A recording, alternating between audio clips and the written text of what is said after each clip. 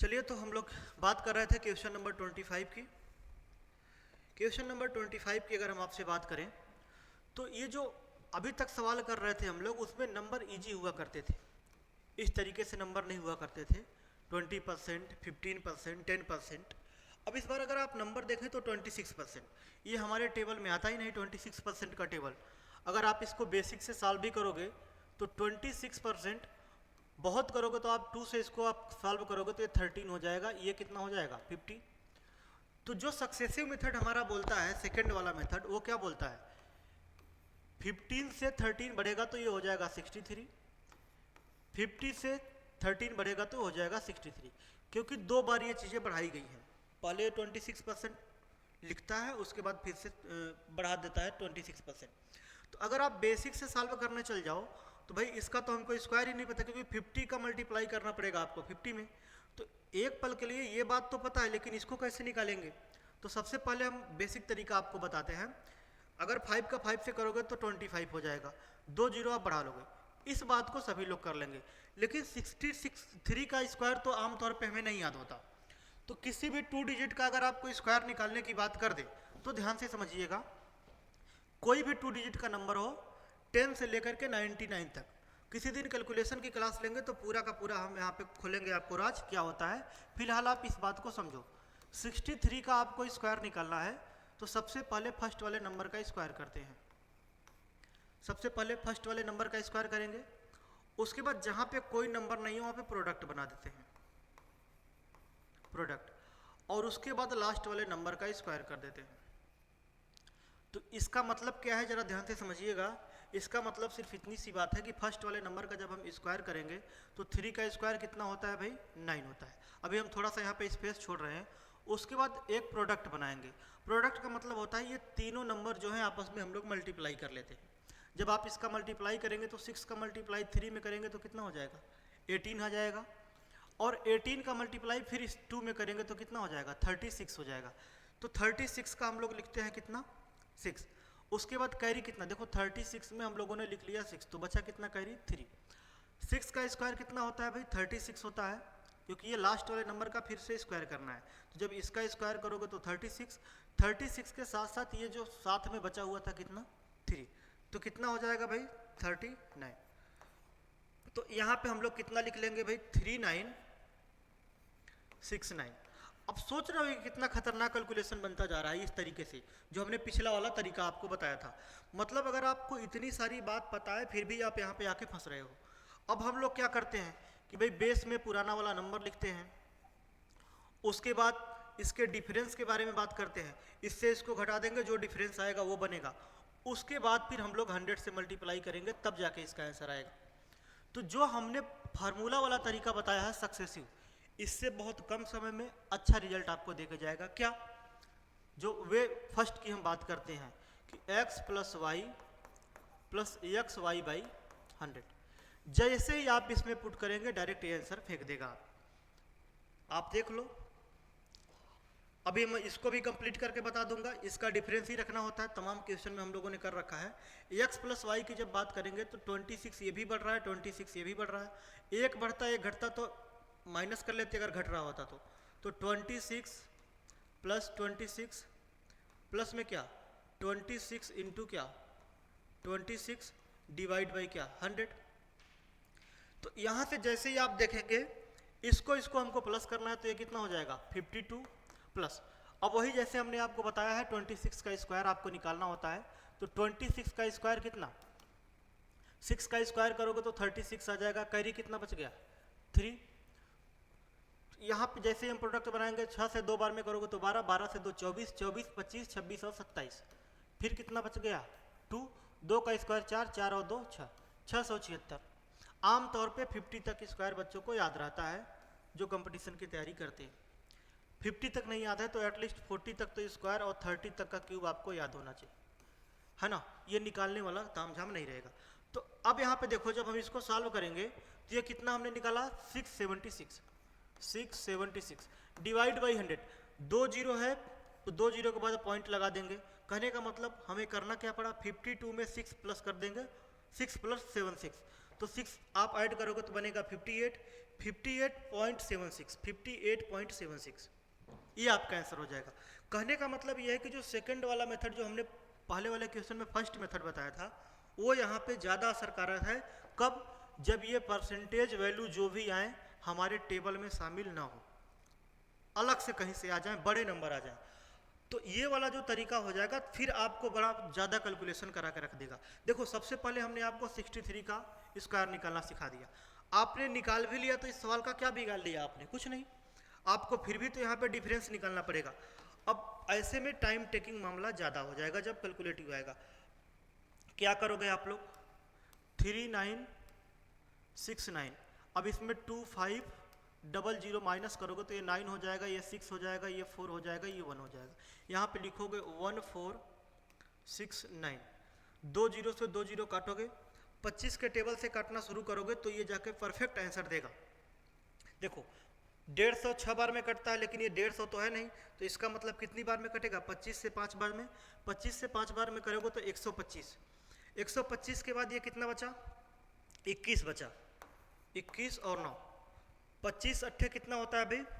200, फिर बचा 19, पॉइंट लगाओगे, 1 जीरो बढ़ाओगे, कुल मिला के आना वही आंसर है जो यहाँ पे है 76। तो हम कहेंगे कि जब नंबर अपना बढ़िया ना हो, बेकार से नंबर हो, कैलकुलेटिव नंबर हो, तो हम लोग सक्सेसिव लगा लेंगे, मामला आसान रहेगा इस वाले से। समझ रहे हैं ना बात को? चलिए फिर आगे बढ़ते हैं 28 नंबर के क्वेश्चन, 26 नंबर के क्वेश्चन पे। अब जरा इस बात को देखो, बोला है कि the tax on commodity is diminished by 15%, it's consumption increase by 10%, find the effect of revenue. बोला है घरेलू सामान पर लगने वाली कर में 15% की गिरावट होती है। गिरावट का मतलब डिक्रीज हो रही है, इसकी खपत में 10% की इंक्रीमेंट हो रही है। अब देखो ये नंबर हमारे टेबल में शामिल है, 15%, 10%, 20%, ये सब हमारे टेबल से आता है। तो बड़ा आसान सवाल हो गया ये। तो आसान सवाल कैसे? 15% का मतलब हमें पता है कितना? 3/20। 10% का मतलब कितना होता है? 1/10। तो 15% की गिरावट हो रही है, तो 20 से 3 कम, 3 कम कितना? 17। 20 से 3 कम करोगे तो 17 आ जाएगा। 10% इंक्रीमेंट हो रहा है, तो 10 से कितना हो गया? 11 हो गया। सिंपल सी बात है, 20 से 10 का मल्टीप्लाई करोगे तो 200 बन पड़ेगा। 17 से 10 बार करोगे तो कितना होता है? 170, 170। एक बार जैसे ही करोगे तो 187 हो जाएगा। ओवरऑल क्या हो रहा है? 200 से 187 हो रहा है, कम हो रहा है। कितना कम हो रहा है भाई? 13 कम हो रहा है। किस पे? 200 पे। तो 100 पे कितना? जैसे ही आप सॉल्व करोगे इससे ये कट जाएगा, 13 का आधा 6.5। ये 6.5 इंक्रीमेंट की डिक्रीमेंट, क्योंकि ये नंबर इस वाले से ये वाला नंबर है जो छोटा हो रहा है बाद वाले में। 6.5% डिक्रीज, ये वाला अपना आंसर हो जाएगा। कहने का मतलब है ना कि हर एक क्वेश्चन को सॉल्व करने के अप्रोच तो एक हो सकते हैं, लेकिन कोई टाइम टेकिंग भी हो सकता है, कोई आसान भी हो सकता है। किसमें कौन सा तरीका लगाना है डिपेंड आप पे ये करेगा। हालांकि इसमें आप वो भी तरीका लगा सकते हो, कोई बड़ा बात नहीं है। आप सक्सेसिव मेथड भी लगा सकते हैं, जहाँ पे डिक्रीज हुआ वहाँ पे माइनस का सिंबल कर लेंगे, जहाँ पे इंक्रीज हुआ है वहाँ पे प्लस का सिंबल कर लेंगे, तो सेम टू सेम आंसर आएगा। आंसर माइनस में आ जाएगा तो डिक्रीज, आंसर पॉजिटिव आ जाए तो इंक्रीज, अभी जो हमने पिछले सवाल में बात किया था। थोड़ा सा तेज करेंगे और आगे बढ़ेंगे।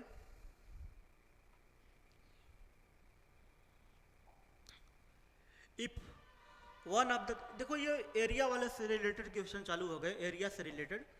एक एग्जाम्पल देते हैं, उसके बाद हम समझाना चाहेंगे कि जो एरिया से रिलेटेड कोई भी सवाल हो, मेंसुरेशन का कोई भी सवाल लगता हो, ज्योमेट्री का कोई भी सवाल लगता हो, तो इसमें फार्मूले का यूज हम लोग नहीं करेंगे। कांस्टेंट वैल्यू को हम लोग कैसे गायब करेंगे, इस बात को समझिएगा। सवाल 2-2 सेकंड के हैं, लेकिन आप पहले बेसिक को समझने की कोशिश करो कि कैसे हम लोग गायब करते हैं फार्मूलों को, क्योंकि फार्मूला से रिलेटेड सवाल जब से टीसीएस करा रही है भर भर के आ रहे हैं, तो अगर आप फार्मूला लगाने बैठ जाओगे तो मुश्किल होगा। बोला है कि एक आयत की भुजा, if one of the side of a rectangle is increase by 20%, rectangle की एक साइड को इंक्रीज किया जा रहा है, अदर साइड जो है उसको डिक्रीज किया जा रहा है।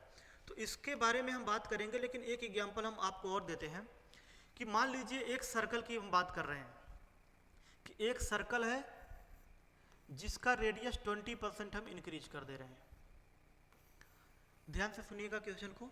एक सर्कल है जिसका जो रेडियस है वो हम 20% इंक्रीमेंट कर दे रहे हैं, तो सवाल सिर्फ इतना है कि उसके एरिया में कितने परसेंट का चेंज आएगा। सबसे पहले बेसिक हम आपको बताएंगे। इसका बेसिक क्या होगा? बेसिक मान लीजिए अगर हम रेडियस की बात करते हैं, अब जरा समझो ये रेडियस बढ़ने से एरिया कैसे बढ़ता है। ये एक सर्कल है, ये इसका सेंटर होता है, ये रेडियस होती है, सेंटर से पेरीमीटर तक की जो दूरी होती है उसे हम लोग क्या बोलते हैं भाई? रेडियस। तो अगर मान लीजिए ये 4 सेंटीमीटर हमने बोला है, 4 सेंटीमीटर, और एक हम और सर्कल बढ़ा दे रहे हैं थोड़ा सा बड़ा, इसका रेडियस 5 सेंटीमीटर है। तो जिसका रेडियस बड़ा होगा, सिंपल सी बात है, उसका सर्कल बड़ा होगा अर्थात एरिया बड़ा होगा।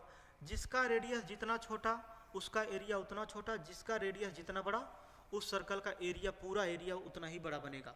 अर्थात सर्कल का जो एरिया है पूरा डिपेंड किस पे करता है? रेडियस पे डिपेंड करता है। तो इसी बात को जरा समझिएगा कि हम गलती कहाँ पे करते हैं। गलती हम वहाँ कर देते हैं कि हम फार्मूला लगाने चले जाते हैं हर एक सवाल में। जैसे ये सब क्वेश्चन मिला तो हम तुरंत फार्मूला की ओर पढ़ सकते हैं, जैसे ही हमने मेंसुरेशन पढ़ रखा है। तो आप बताओ, अगर हम मान लीजिए सर्कल का रेडियस r है, तो सर्कल के एरिया की अगर हम बात करें, एरिया, तो आपको पता है कि पाई r स्क्वायर होता है। सर्कल का एरिया कितना होता है? पाई r स्क्वायर। हमारी गलती क्या है कि हमने देखा कि सर रेडियस 20% बढ़ गया। 20% का मतलब 1/, कितना होता है? 5, है ना। 20% बढ़ने का मतलब 1/5। तो रेडियस मान लीजिए, या फिर मान लीजिए हम 25% यहाँ पे कर दे रहे हैं, थोड़ा इजी हो जाएगा आपके लिए। 25% का मतलब 1/, कितना?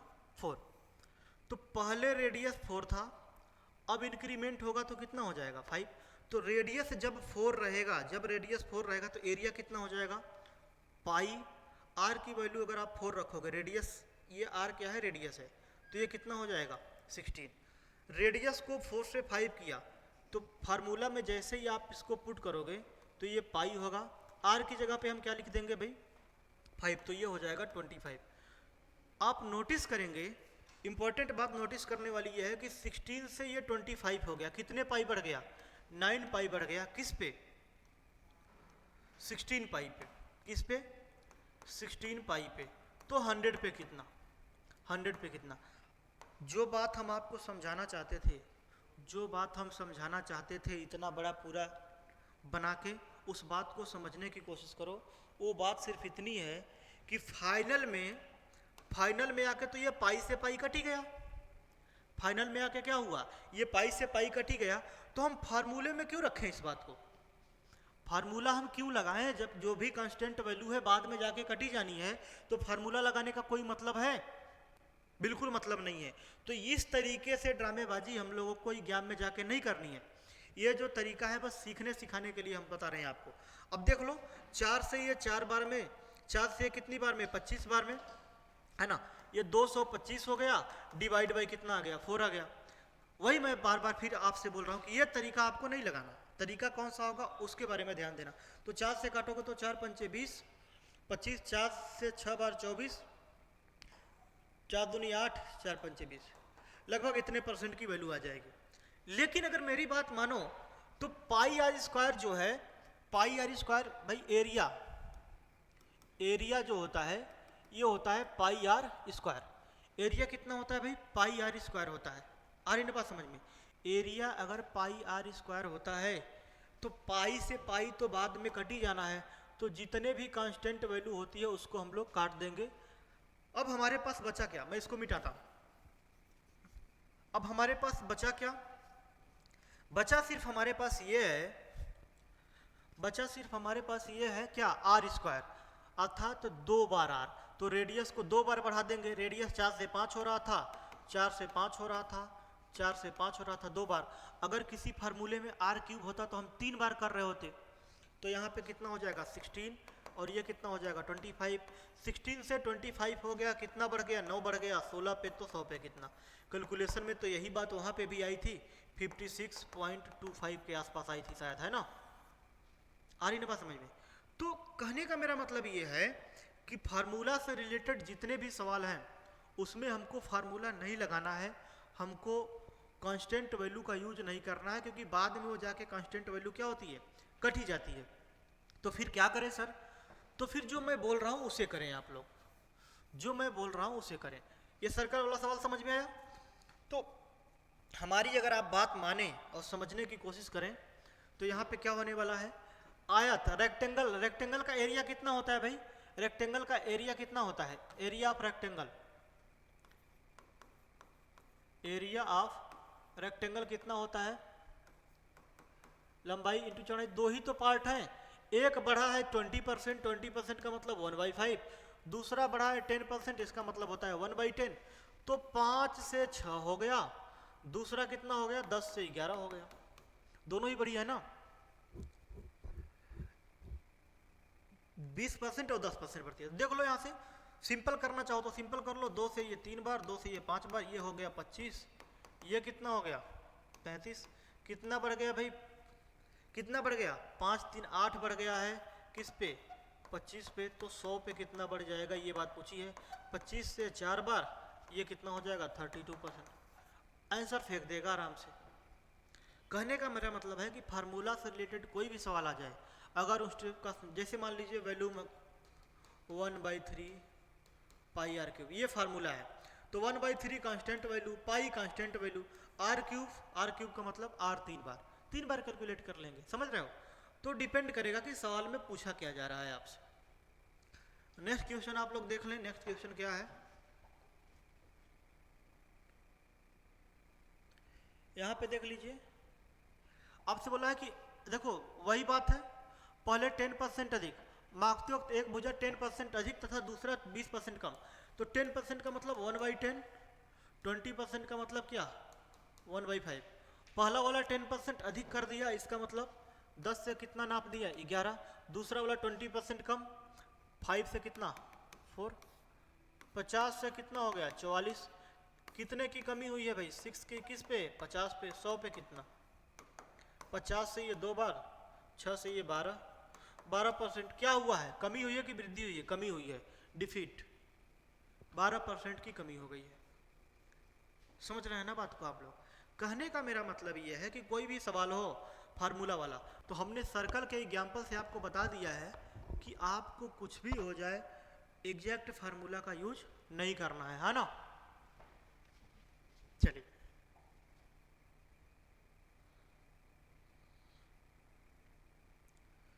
एक क्वेश्चन है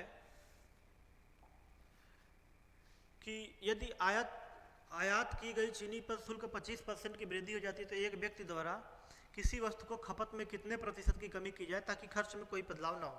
मान लीजिए कि पहले 100 रुपये किलो चीनी थी, अब वो बढ़ के हो गई 25% ज़्यादा अर्थात 125, और खर्च में कोई परिवर्तन नहीं करना चाहता है, मतलब पहले भी 100 रुपये खर्च करते थे, आज भी 100 रुपये ही खर्च करना चाहते हैं, इसका मतलब क्या है? इसका मतलब सिर्फ इतनी सी बात है कि अब आपको चीनी कम मिलेगी। चीनी कितने के बराबर कम मिलेगी? तो 25 के बराबर कम मिलेगी। किस रेट पे मिलेगी? अरे आज जो रेट है उस पे मिलेगी कि पहले वाले रेट पे? तो जो रेट आज चल रहा है उस रेट पे मिलेगी, अर्थात 125 पे। तो 100 पे कितना?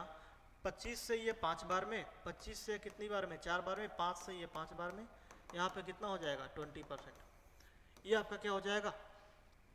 आंसर हो जाएगा। उम्मीद करते हैं कि आप लोग को ये बात समझ में आई होगी, है ना। आगे आप लोग देख लीजिएगा, सेम टाइप का एक सवाल है इसके बाद भी। जैसे अगर हम 30 नंबर क्वेश्चन की बात करें तो 20% की कमी होती है, तो खपत में कितने % की कमी करें ताकि खर्च में कोई परिवर्तन ना हो। तो कल से इसके बारे में हम डिटेल में आप लोग से बात कर रहे होंगे, है ना।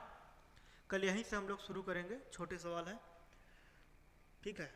तो चलिए आज के लिए इतना ही रहने देते हैं, कल फिर मिलेंगे इसी टाइम पे।